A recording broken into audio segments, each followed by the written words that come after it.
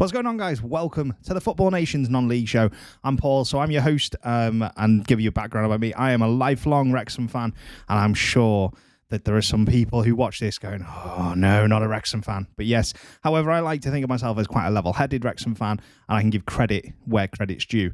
Today's episode, we are focusing on the top two teams. So we're focusing on Notts County and Wrexham, and there are reasons for that we'll go into as the show goes on. It's only going to be 10 to 15 minutes each episode, but we aim to bring you the latest news, reviews, and also what we think is going to happen over the course of the remainder of the season. So let's get on with it. Now, I'm going to focus on Notts County to start with, because what a team. All right, there is no other way you can say it. They are a fantastic football team. Now, Notts County, even when I've watched games recently where they'll go behind and it'll look like it's a bit of a struggle, and suddenly they'll just find another gear and they'll score 2-3 goals and they'll take it away from their opposition. It is ridiculous. Their dealings in the transfer market, can I say, have been absolutely superb. So I've actually got them here. So Notts County, income-wise, based on what the transfers that were disclosed, got a lot of free transfers left. £119,000 came into the club, and they only spent £50,000 in the summer, and that was all on Macaulay Langstaff. And my God, has this lad paid that transfer fee back in spades? What a player! But we'll touch on him a little bit later, because their other deals have also been very, very good. The players they brought in, Jody Jones is a very good signing on a free transfer and looks really good. John Bostock, lots of experience to bring in. What a career that man's had, and the fact that Notts County have been able to capture him, unbelievable. Then Aidan Baldwin, who came in from MK Dons on a free transfer as well. He's somebody with a good career behind him. He's only 25 years old as well, so he's got a lot of years left in his legs, and Notts County could really benefit from that should they go up.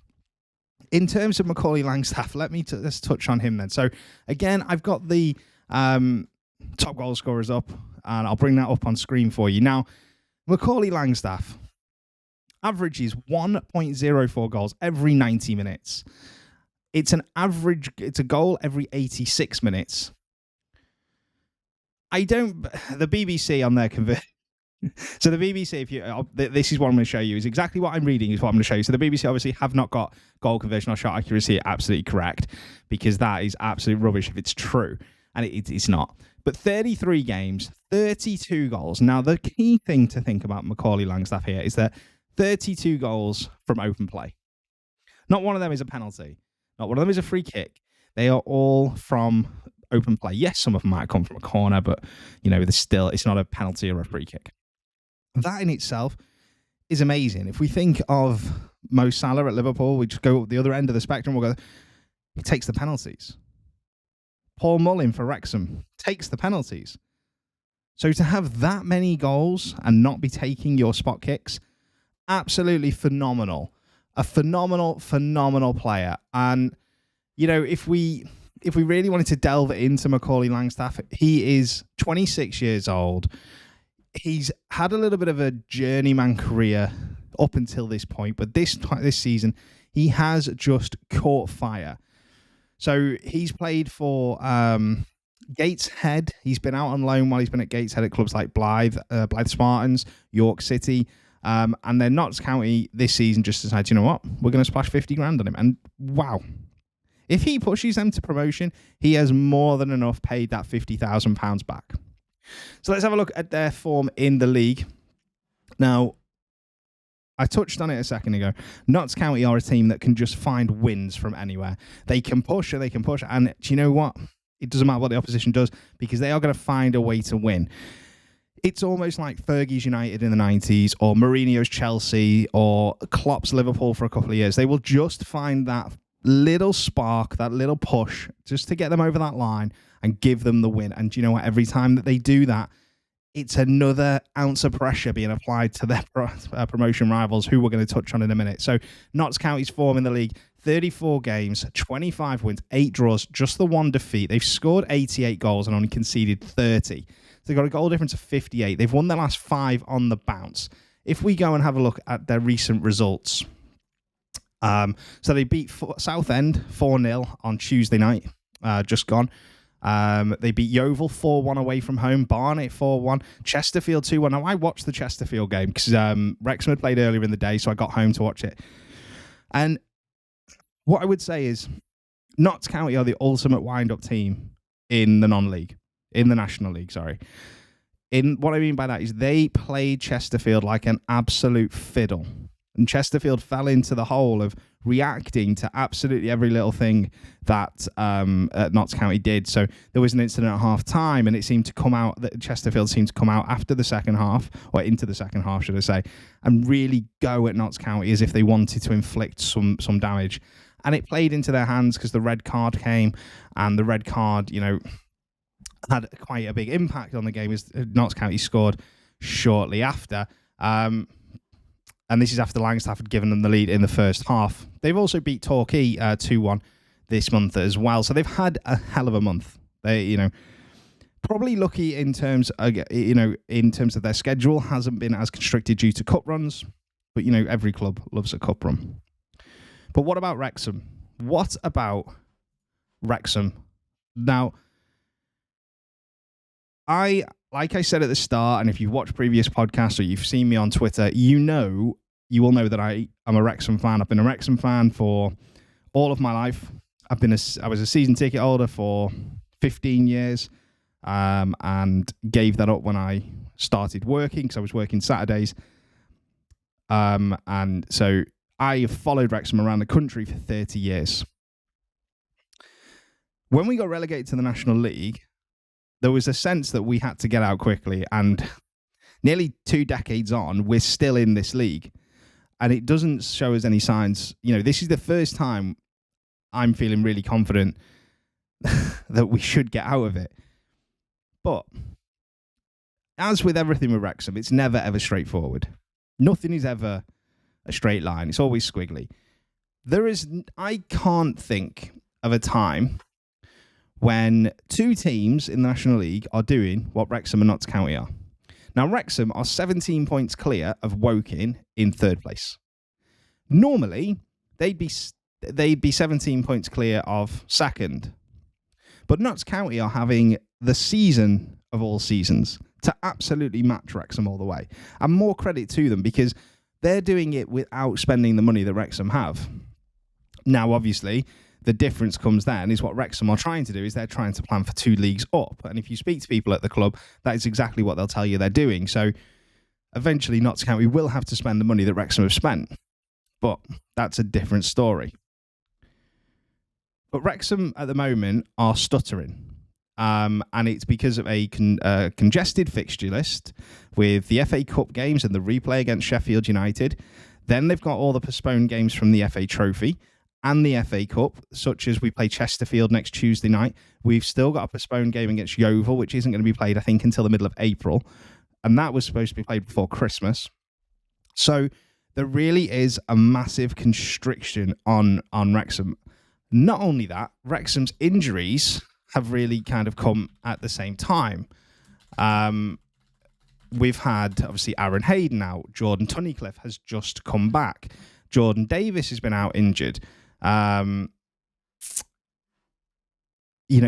these. Tom O'Connor is currently out injured. Rob Layton is arguably one of, if not the best goalkeeper in the National League, and he's been out injured. He's just made his first. I think it's his first league start last night, and how good it was to have Rob Layton back. For as much as I admire and I like Mark Howard, Rob Layton for me just makes me feel safer that every time we're attacked, we're not going to concede. And the fact that he is still barking orders at his defence come the 94th minute is fantastic. So that is playing a part with Wrexham. There are also players that have come in that aren't fit. Andy Cannon, I don't think is fit in the slightest. Owen O'Connell was missing last night. McFadzean's missing. Bryce Hosanna got injured again last night. So the injury list doesn't seem to be shortening for Wrexham. That said, with the money they've spent, the squad is good enough to go up. But what will happen, and I can see it happening now, is that we'll get to the playoffs and we will get done like we did last season against Grimsby. It'll be one of those games that's backwards and, it goes against the grain. But anyway, let's get on to what's happening this season. So Paul Mullin is I've had my little rant there. So Paul Mullin is the top scorer, 26 goals, 32 games. Now he has scored, I think it's 8 penalties this season, 107 minutes per goal. And then you've got Ollie Palmer has got 14 goals. Now, the other thing for both of these sides is what happens if your main striker gets injured. Ollie Palmer for Wrexham is out of sorts. And the next top scorer for Notts County, again, is Cedwyn Scott, and he's got 14. Who's going to step up with Langstaff and Mullin's goals for both of these teams? Those two players for these two sides have to stay fit. If they don't stay fit, it's going to be a major impact on the rest of the season. But let's have a look at Wrexham. So sitting second at the moment, they've played 32 games. Now that is the key thing, that they've played 2 games less than Notts County, and they currently sit 5 points behind them. So it is very much in Wrexham's hands of what will happen this season. So if Wrexham win all of their games, that includes Notts County on the 10th of April, they will win the league. That game decides the league. That is the only game I can see either of these two teams dropping any points in. Chesterfield might be a banana skin on Tuesday for us, but Chesterfield are out of sorts. They've actually lost 2 and drawn 3 in their last 5. So they seem to be dropping a little bit like a stone. I just can't... In my head, I was talking to my stepdaughter who comes to the games with me, and I was saying to her, Notts County, 10th of April. That is the game. That's the only game I can see these two dropping points. But we'll see if that actually happens. It could all be done and dusted by then, because one of these two teams could just suddenly lose 3 or 4 games on the bounce and that nobody sees coming. I don't see it happening, but realistically, it could. So Wrexham, 32 games, 24 wins, 6 drawn, 2 defeats. Sorry, the defeats, by the way, are to Notts County and Chesterfield as well in the early parts of the season. 83 goals, 30 against, 53 goal difference. So they are so tight, these two teams, so tight. And more credit to Notts County for matching what Wrexham are doing. More credit to them. I can't credit Notts County enough. As a Wrexham fan, it's one of those seasons. I said it at the start of this episode that it's one of those seasons we should be flying. We should be miles ahead, that we know we're going to get promoted. And the fact that we still don't know that we're going to get promoted, and we still don't know next season we'll be playing Football League, it's honestly, it's like a punch to the stomach. But you can't take away from what they're doing. That's as simple as that. So Wrexham's last 5 games, 4 wins, 1 draw. Their draw coming at 3-3 against Woking, which, like I said, Wrexham at the moment are stuttering. They've gone from January, where they were free-flowing football, to this month really, really struggling to get any momentum going. Even last night, we against Scunthorpe, we needed 2 penalties to get the win. That worries me that the goals weren't coming from open play. Really does. But we also hit the bar from 45 yards. So, potato. It will take what we can get. This is now going into the key part of the season, though, for me. In terms of the other teams, then, let's have a look. So down the bottom, Maidstone sit bottom, 22 points. Scunthorpe, 23rd on 26. And then you got Torquay, 22nd, 29. And Gateshead, 21 on 32. So it's amazing how those 4 teams are all separated from the team above by 3 points. Yeovil are also on 32 points, but do have a game in hand over Dorking Wanderers, who sit 19th. Dorking are a team that I've got a soft spot for, and I will be trying to bring you an interview with a couple of their players, because I absolutely love Dorking. I love Mark White. I think Bunch of Amateurs, by the way, is fantastic. So I highly recommend anybody who hasn't seen that, go and watch it. Really, really good. It's on YouTube. So in terms of what's coming up next, let's have a look at the fixtures then. So if we look at Wrexham's next 5 games, we play Dorking Wanderers on Saturday, and then we have Chesterfield on Tuesday. Going into March, we are away at Maidenhead, we're away at Dagenham, and then we're at home to Southend. In fact, next month, this could be key. Wrexham only play at home twice next month. So they play Southend and York on the 11th and 25th. The other 3 games are Maidenhead, Dagenham, and Bromley away from home. How important could home advantage be? Notts County, they've got 1 more game this month, because obviously our game against Chesterfield is a game in hand. They play Dagenham and Redbridge at 5:20 on Saturday, so it's the late kickoff on BT Sport. Again, that is at home. Going into March for Notts County, they play Bromley as well, but that is also away. Then they've got Dorking at home, Eastleigh at home. Then they travel to Barnet, and then they've got Scunthorpe at home. So I said it a second ago. Home advantage could be key. One game makes a difference in this situation. Either way, it's going to be an amazing run into the season.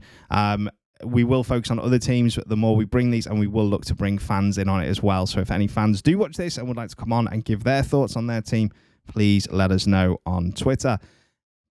I hope to see you all soon. Hit that subscribe button, hit the thumbs up, and hit the notification bell so you get any future videos with us. See you soon, guys.